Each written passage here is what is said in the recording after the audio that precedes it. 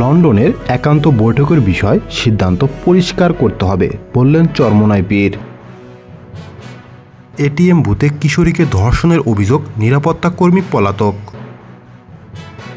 শেরপুর ঢাকা মহাসড়কে বাস অ্যাক্সিডেন্টে একজনের মৃত্যু, বিক্ষুব্ধ জনতার বাসে আগুন। একদিকে 18তম শিক্ষক নিবন্ধনের ফলাফল পূর্ণ বিবেচনার দাবি জানিয়ে মানববন্ধন করছেন ভাইভা থেকে বাদ পড়া শিক্ষার্থীরা। অন্যদিকে বেসরকারি শিক্ষা প্রতিষ্ঠানে প্রায় 1 লাখেরও বেশি শিক্ষক নিয়োগে ষষ্ঠ গণবিজ্ঞপ্তির সুখবর দিল এনটিআরসি। জানাবো তৃতীয় দিন শেষে ইরান ইসরায়েলের সর্বশেষ পরিস্থিতি।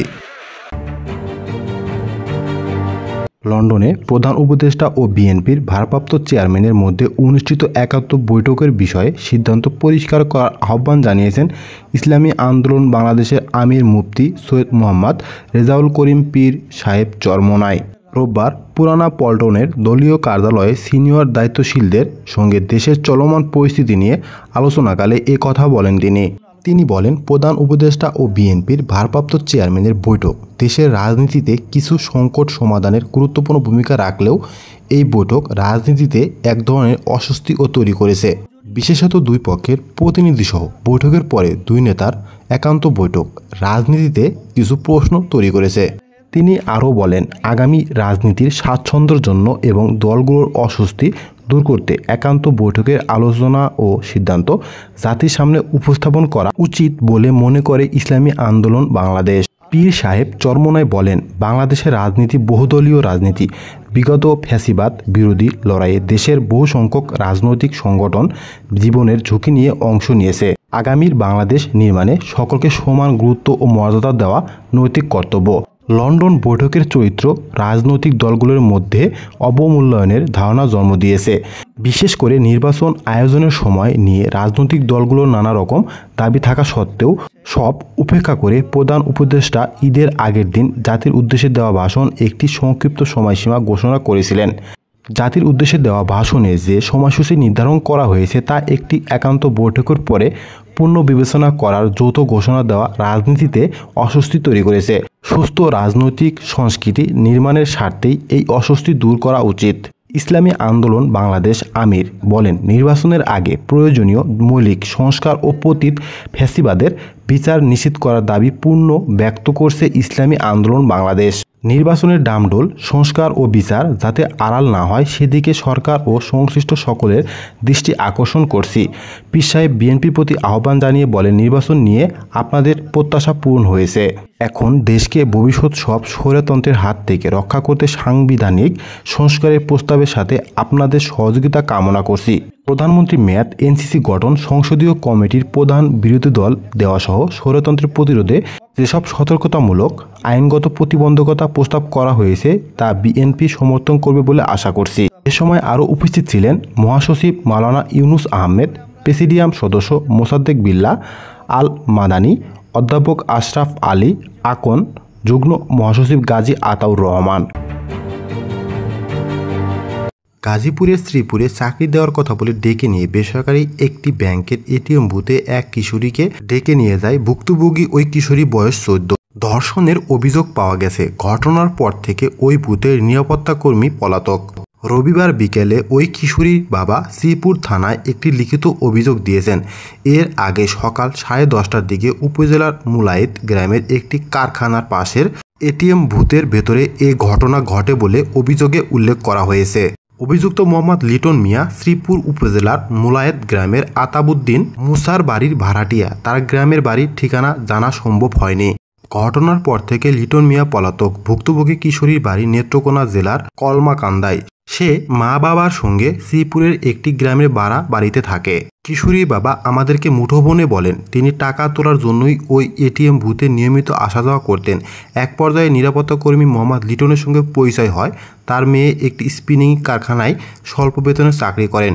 বিষয়টি জানতে পেরে লিটন অন্য কারখানায় ভালো বেতনের চাকরির ব্যবস্থা করে দেওয়ার আশ্বাস দেন। আশ্বাস পেয়ে রোববার তিনি তার মেয়েকে নিয়ে ওই বুথে যান। ওই কিশোরীর বাবা আরও বলেন, বুথে যাওয়ার পর লিটন মিয়া তার মেয়েকে বুথের ভেতরে থাকা ছোট্ট একটি কক্ষে নিয়ে বসান। অন্য একটি কারখানার এক কর্মকর্তা কিছুক্ষণের মধ্যে সেখানে আসবে বলে অপেক্ষা করিয়ে রাখেন। এক পর্যায়ে লিটন মিয়া ওই কিশোরীকে আরও কিছুক্ষণ অপেক্ষা করতে বলেন এবং তার বাবাকে বাড়িতে চলে যেতে বলেন। কিশোরীর বাবা সেখান থেকে চলে যান।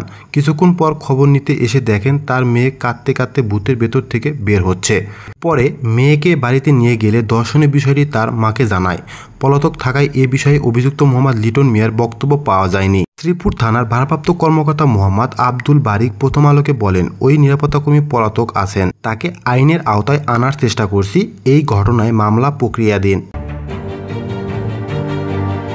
রবিবার দুপুর 1টার দিকে ঢাকা শেরপুর মহাসড়কের বাসতলা নামক স্থানে একটি দ্রুতগামী বাস মোটরবাইক আরোহীকে পেছন থেকে ধাক্কা দিলে ঘটনাস্থলেই মোটরবাইক আরোহী মৃত্যুবরণ করেন। মোটরসাইকেল আরোহীর নাম মজনু মিয়া। শেরপুর শহর থেকে কাজ সেরে তার নিজ এলাকায় আসার পথে এই দুর্ঘটনা ঘটে। এদিকে এই ঘটনাকে কেন্দ্র করে স্থানীয় বিক্ষুব্ধ জনতা শাম্মী ডিলাক্স নামের ওই বাসটিতে আগুন ধরিয়ে দিলে সেটি পুড়ে ভস্মীভূত হয়ে যায়।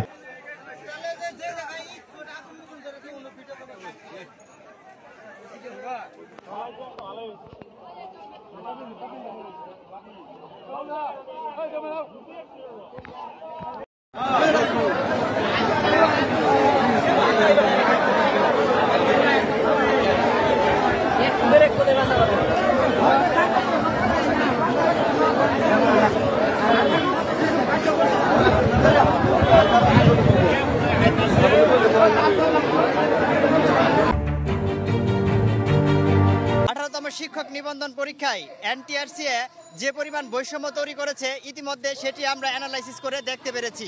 আমরা এর বিচার চাই, এনটিআরসি আমাদের জবাব দিতে হবে। আমাদের একটাই দাবি, আমাদেরকে সনদ দিতেই হবে। তারা চাচ্ছে আমাদের ছাত্র সমাজের সাথে বর্তমান সমাজের একটা সংঘর্ষ বাধুক, দেশটা আবার পুরনো অস্থিতিশীল পর্যায়ে চলে। ভাইবা থেকে বাদ পড়া শিক্ষার্থীরা মানববন্ধন করছেন। অন্যদিকে এনটিআরসি দিল বড় একটি সুখবর। বেসরকারি শিক্ষা প্রতিষ্ঠানে প্রায় 1 লাখেরও বেশি শিক্ষক নিয়োগে ষষ্ঠ গণবিজ্ঞপ্তি প্রকাশ করতে যাচ্ছে বেসরকারি শিক্ষক নিবন্ধন ও প্রত্যয়ন কর্তৃপক্ষ এনটিআরসিএ। জানা গেছে বিজ্ঞপ্তি প্রকাশের সম্ভাব্য তারিখ হতে পারে আগামী সোমবার 17 জুন। আবেদন গ্রহণ শুরু হবে 22 জুন থেকে। বিজ্ঞপ্তি খসড়া ইতিমধ্যে প্রস্তুত করা হয়েছে এবং টেকনিক্যাল কোনো জটিলতা না থাকলে নির্ধারিত তারিখেই তা প্রকাশ হবে বলে জানিয়েছে এনটিআরসিএ। তৃতীয় দিনে ইসরায়েল ইরান সংঘাত সর্বশেষ পরিস্থিতি। ইসরায়েল ও ইরানের মধ্যে সংঘর্ষ টানা তৃতীয় দিন অব্যাহত রয়েছে। রবিবার ও চলছে ব্যাপক পাল্টাপাল্টি হামলা। দুই পক্ষের প্রাণহানি বেড়েছে এবং আঘাতের লক্ষ্যবস্তু সম্প্রসারিত হয়েছে, যা দীর্ঘমেয়াদী যুদ্ধের ইঙ্গিত দিচ্ছে এবং গোটা মধ্যপ্রাচ্য উত্তেজনা বাড়িয়ে তুলছে। বিশ্বনেতারা সহিংসতা বন্ধ ও সংযমের আহ্বান জানালেও লড়াইয়ে কোনো বিরতির আভাস নেই। প্রাণহানির সংখ্যা বাড়ছে। শনিবার রাত থেকে রবিবার পর্যন্ত ইরান একাধিক ধাপে ক্ষেপণাস্ত্র ছুড়েছে ইসরায়েলের দিকে। এতে এখন পর্যন্ত 13 জন জানিয়েছে দেশটির স্বাস্থ্য মন্ত্রণালয়, যাদের মধ্যে শিশু রয়েছে। আহত হয়েছে শত শত মানুষ। ইসরায়েলের হামলা অব্যাহত থাকায় ইরানের মসজিদ, স্কুল ও মেট্রো স্টেশনগুলোকে আশ্রয় কেন্দ্রে পরিণত করা হয়েছে। ইসরায়েলি সেনাবাহিনী ইরানিদের অস্ত্র কারখানাগুলোর আশেপাশের এলাকা ত্যাগের আহ্বান জানিয়েছে। লক্ষ্যবস্তু সম্প্রসারণ। ইসরায়েলি সেনাবাহিনী জানিয়েছে রবিবার রাতে তারা তেহরানে 80টিরও বেশি স্থানে হামলা চালিয়েছে। এসব হামলা শুধু সামরিক ও পারমাণবিক স্থাপনায় নয়, বরং তেলভিত্তিক অবকাঠামো সরকারি ভবনেও বিস্তৃত হয়েছে। তেহরানে রবিবার 2টি জ্বালানি মজুদ স্থাপনায় হামলা চালানো হয়।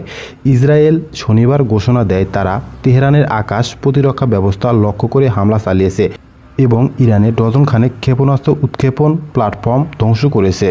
ইরানের সংবাদ মাধ্যম রবিবার জানায় ইসরায়েল তেহরানের পুলিশ সদর দপ্তর, প্রতিরক্ষা মন্ত্রণালয়ের সদর দপ্তর ও ইস্পাহানের একটি প্রতিরক্ষা সংশ্লিষ্ট স্থাপনায় হামলা করেছে। ইরানের রেভলিউশনারি গার্ড জানিয়েছে তারা ইসরায়েলি যুদ্ধ বিমানের জ্বালানি স্টেশনে পাল্টা হামলা চালিয়েছে। ইসরায়েল জানিয়েছে তাদের ভূখণ্ডের দিকে ছোড়া 7টি ড্রোন প্রতিহত করা হয়েছে। পাশাপাশি ইয়েমেনের হুতি বিদ্রোহীরাও একাধিক ক্ষেপণাস্ত্র ইসরায়েলের দিকে ছুড়েছে বলে জানিয়েছে।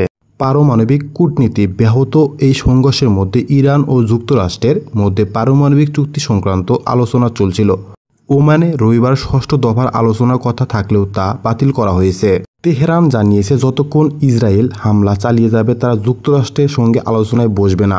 ইরানের পররাষ্ট্রমন্ত্রী আব্বাস আরাগচি বলেছেন ইসরায়েলে কৌশলে কূটনীতি বানচাল করতে এসব হামলা চালাচ্ছে।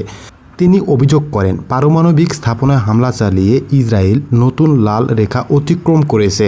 তেহরান অভিযোগ করেছে আন্তর্জাতিক পরমাণু সংস্থা IAEA ইসরায়েলের হামলার বিরুদ্ধে কোনো পদক্ষেপ নেয়নি এবং তারা সংস্থার সঙ্গে সহযোগিতা সীমিত করার হুমকি দিয়েছে। আন্তর্জাতিক উদ্বেগ বিভিন্ন দেশ অঞ্চল জুড়ে সংঘাত জড়িয়ে পড়ার ব্যাপারে গভীর উদ্বেগ প্রকাশ করেছে এবং সংঘর্ষ প্রশমনের আহ্বান জানাচ্ছে। আরাগচি রবিবার বলেন, ইরানের উপকূলবর্তী বড় একটি গ্যাস স্থাপনায় ইসরায়েলের হামলা ছিল বিপজ্জনক এবং এর মাধ্যমে পুরো অঞ্চল এমনকি গোটা বিশ্বকেই সংঘাতে জড়ানো হতে পারে। তিনি আরও বলেন, তাদের কাছে এমন দৃঢ় প্রমাণ রয়েছে যে ইরানের ইসরায়েলের হামলায় যুক্তরাষ্ট্রের সেনা ও ঘাঁটিগুলো সহায়তা দিয়েছে। ইসরায়েলের ঘনিষ্ঠ মিত্র ও ইরানের প্রধান প্রতিদ্বন্দ্বী যুক্তরাষ্ট্র অবশ্যই এমন অভিযোগ অস্বীকার করেছে এবং উভয় পক্ষকে সংঘর্ষ বন্ধের আহ্বান জানিয়েছে।